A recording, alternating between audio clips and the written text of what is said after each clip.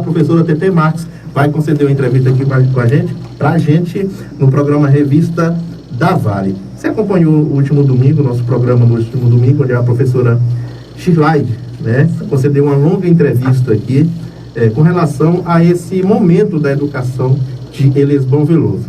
Todos os municípios em torno, reajuste de 12,84, recomendado pelo Ministério da Educação. Elesbão Veloso está tendo um impasse. Esse reajuste não é votado, inclusive daqui a pouquinho nós vamos falar sobre a sessão que foi cancelada. Como que a senhora vê, senhora... Pode ficar à vontade. Tá. Como que a senhora vê com relação a esse momento da educação em Elesbão Veloso, esse impasse que atrapalha a nossa educação, esse momento que nós vivemos? Eu enxergo, na verdade, todas as resistências, na minha concepção enquanto educadora, todas as resistências existentes a respeito da melhoria da educação, eu enxergo mais como um plano do que como falta de recurso. Porque quando eu dificulto uma classe para estar empenhada no exercício de sua função, eu, consequentemente, tenho vantagens como... Eu não sei se você vai conseguir acompanhar meu raciocínio. Como gestora, se eu não tenho professores empenhados, bem remunerados, automaticamente eu tenho o quê? Desmotivação. E isso lá na frente me traz um benefício. Então eu enxergo mais como um plano do que como uma dificuldade existente de fato, né? Me entristece muito perceber que as políticas públicas não são direcionadas à nossa classe, né? Se é possível em lugares menores, em regiões de quilombolas, nós temos investimentos na educação, por que Elesbão Veloso não? Eu morei 20 anos fora daqui e eu estou dizendo que em 20 anos nada mudou. E o que mudou em alguns aspectos foi por iniciativa do profissional que estava ali, por ele querer, porque alguns amam o que fazem, né? E outros estão ali por insistir. Infelizmente me entristece muito. Pois é, você falou aí com relação a essa tristeza, o sentimento de tristeza da classe, né? Você como representante também da classe, a professora, como disse, gosta o que faz. O que a gente vê, também noticiamos aqui em outras oportunidades, o nosso IDEB, né? Nós somos, Elesbão Veloso uma das últimas colocadas, penúltima colocada no IDEB da microrregião. Uhum. Isso é bem o reflexo dessa atual situação. Se você for analisar, professora, se não tem valorização do profissional, não por culpa do profissional, mas por falta de estrutura, reflete na evolução da educação. Você concorda? Eu ainda defendo que o IDEB não retrata claramente, porque eu enxergo grandes potencialidades na nossa cidade. Eu vejo mais assim, o professor ele se mantém na sua zona de conforto, porque ele não é subsidiado e não é valorizado. Mas as potencialidades existem, me entendeu? Sim. E eu quero que o ouvinte até interfira, caso não entendam, né? Certo. Por quê? Para que o meu discurso seja interpretado da forma correta. O que acontece? Nós poderíamos estar no topo, sim, e por tão pouco. Eu não estou falando em passe de mágica, eu estou falando em uma situação real. O nosso município tem profissionais que são assim, eu digo isso porque eu vivencio isso, de uma capacidade indescritível, que os grandes centros não têm, valorizando o profissional, os grandes centros não têm, como nós temos aqui. Gente que pode tirar água de pedra, literalmente, né? Gente que pode fazer a diferença, gente que tem potencial para isso, mas que se sente desmotivado. Olha, a insatisfação ela é real e ela é maior do que se imagina. Porém, infelizmente, alguns profissionais são impedidos de falar, impedidos não diretamente por terceiros, mas por eles mesmos, por eles terem medo de serem retalhados, né? Uhum. Sofrerem retaliações, perderem seus empregos, porque isso Ou realocados também, tem muito isso. Sim, aqui, né? Sim, eu não posso diretamente te afetar, te demitir, mas eu posso te colocar lá né, para um município, longe, né, para uma localidade bem distante, onde as coisas são bem precárias. Então, os profissionais, eles se mantêm calados. Tem uma pauta que eu sempre trago à tona e eu quero falar novamente. Sim. É sobre a questão salarial entre professores efetivos e professores contratados.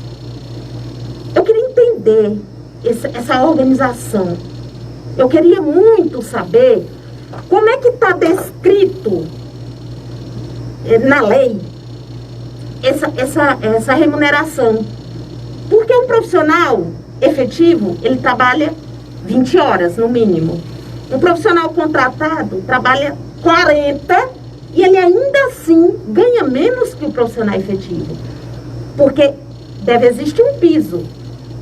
Esse piso é para contemplar todos daquela classe. Não é assim? Se eu estiver errado, eu gostaria que alguém me corrigisse. Porque eu sou leiga. Sim. Né? Eu sou leiga. Então, se existe um piso que contempla uma classe, por que esse piso ele é dividido entre duas pessoas? Olha, uma professora com nível superior, que estudou, ela investe na carreira dela, receber R$500 mensais, isso é assim, é fora do normal. Eu até nem acreditei quando eu cheguei aqui de volta, que conversei com algumas pessoas, e elas compartilharam comigo isso. Uma professora de educação infantil, que está dentro de uma instituição como uma creche, ela tem que estar com o seu psicológico em dias, entendeu? Porque há quem diga que educação se dá em casa, instrução se dá no espaço escolar. Eu sou obrigada a discordar, porque são atribuídos ao profissional da educação todas as obrigações e atribuições que seriam da família. Infelizmente, a família coloca seus filhos ali para que eles sejam trabalhados desde a sua essência até o seu todo, né? Vou até trazer aqui à tona a questão da psicopedagogia, que o nosso símbolo traz isso, o homem como produto do meio, o homem inserido numa sociedade para ser trabalhado dentro dela, né? E o nosso profissional, ele está dentro de uma creche, horas afins ali, para ganhar R$500. R$500. A gente não compra sequer uma roupa, né? Que seja, a gente compra algumas que a gente vai atrás para pechinchar e tudo. Mas aí ele gasta 80, não sei para quê, para ir até a capital, enfim. Um medicamento para pressão hoje é 60, R$70. Você vai pagar água, luz a água, luz e o gás, praticamente. Sim. A metade do... E eu quero que o professor me diga se pelo menos 70% dos docentes fazem uso de medicações para pressão arterial e ansiolíticos e antidepressivos, né? Que ele traz consigo uma sobrecarga da sua prática. Ainda tem esse agravante, né? Então, a valorização, ela é necessária e urgente. E a insatisfação está aí. É geral. Professora, estamos conversando aqui com a TT Marques, ela é professora, psicopedagoga. Eu queria que você desse a sua opinião com relação a por quê. Por que somente em Elesmar Veloso há essa resistência e há essa falta de valorização do profissional? Citei aqui vários exemplos, nós sempre gostamos de trabalhar com exemplos. Cidade de Oeiras, 100% do recomendado pelo Ministério da Educação. São Félix, bem menor que Elesmar Veloso, né? Um recurso, claro, a arrecadação bem menor que Elesmar Veloso, 12,84%. Aqui foi sugerido 4%, e depois parece que passaram para 7%, mas nem assim não voltaram.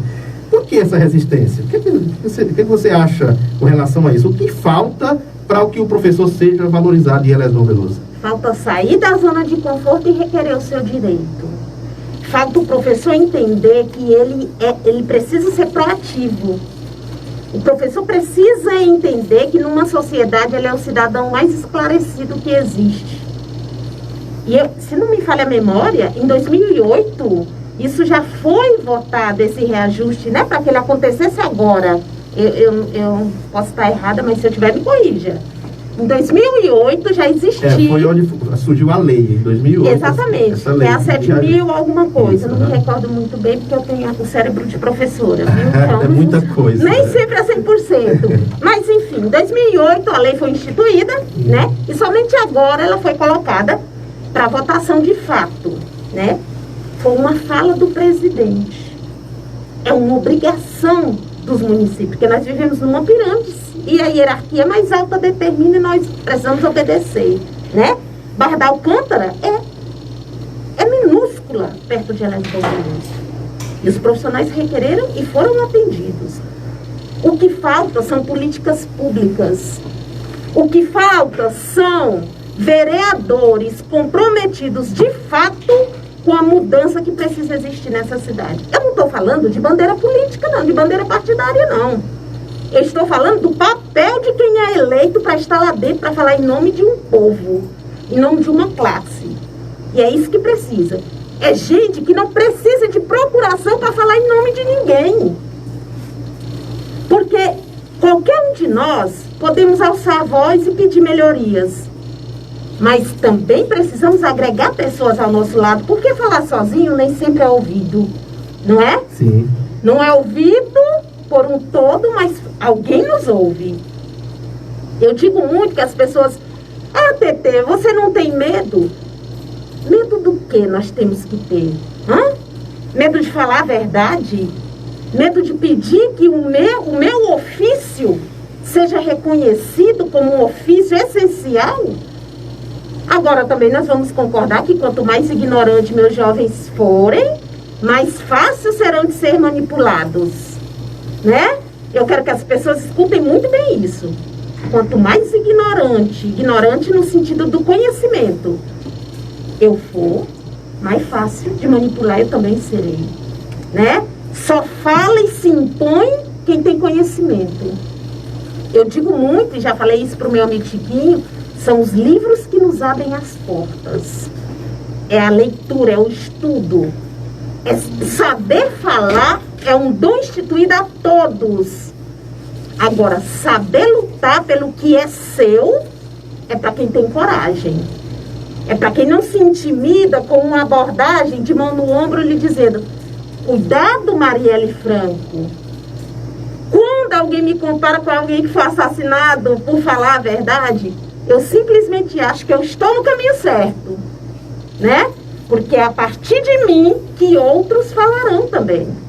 E eu quero que minhas amigas professoras contratadas que se revoltam quando chegam perto de mim, Tetê, ainda bem que você falou, porque olha o que eu ganho, não dá para nada. Que elas tenham coragem ao menos de se associar ao sindicato, né? Para que elas tenham coragem ao menos de chegar no vereador que elas votaram e digam: fale lá por mim. Esse é o valor do teu voto. Não é aqueles 200 que você ganhou no dia da eleição. O valor do teu voto é esse. Quem está lá sentado naquela cadeira confortável, levante e fale por você. É aí que está o diferencial.